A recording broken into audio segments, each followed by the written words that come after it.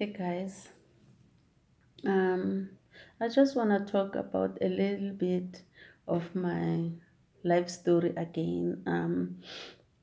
The choices tse re di nkang mo lifeng, the choices that we make, ka life tsa rona, and re sa kenye modimo mo gare, re iketsetsa the way rona re batlang ka teng. They caught up with us, you know, along the way. They caught up with us in such a way that, the mathata a ke fetileng mo ona, the trials and tribulations that I went through, because of the choices that I made, you know, it was a lot, guys. It was a lot. It was crisis after crisis. If it's not maintenance, it's protection order. If it's not protection order, it's about money. If it's not about money, it's about um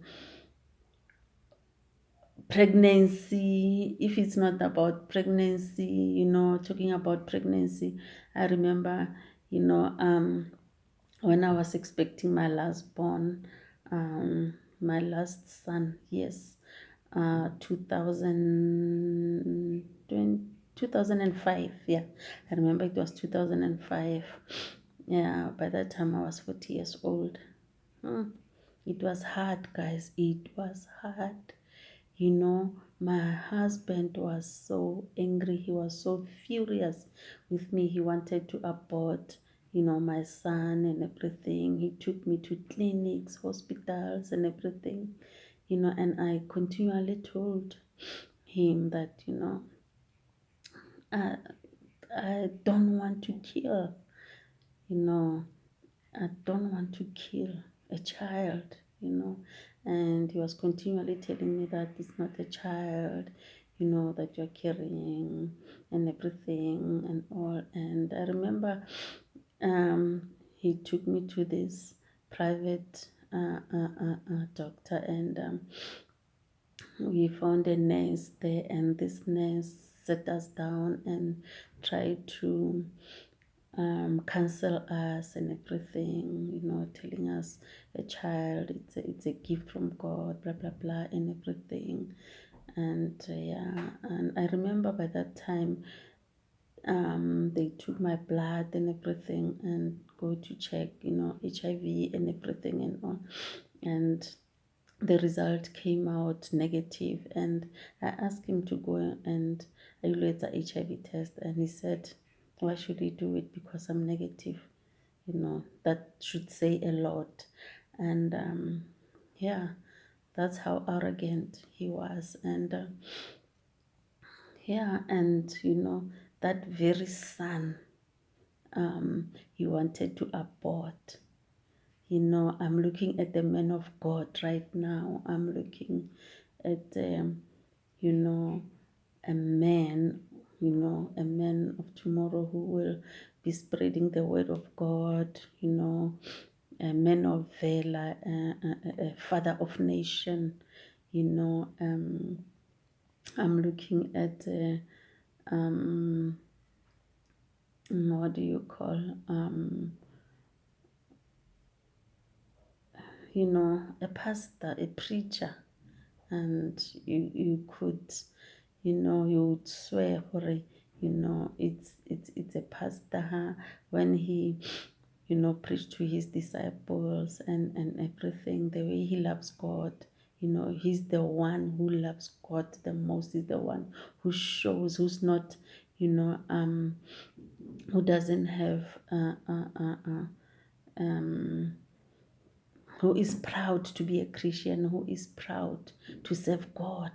The very same, son whom, my husband wanted to abort. And I thank God to give me the strength and the power and the courage to carry him through, the whole term and everything. And it was not easy, it was not easy for me, because along the way I was being beaten,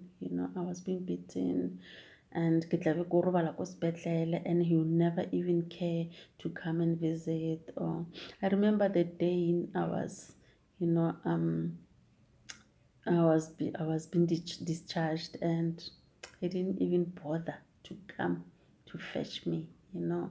My sister-in-law and her husband, they came and fetched me, you know, and everything. And by that time, you know, my daughter just had a baby, and I was raising my grandchild. Um,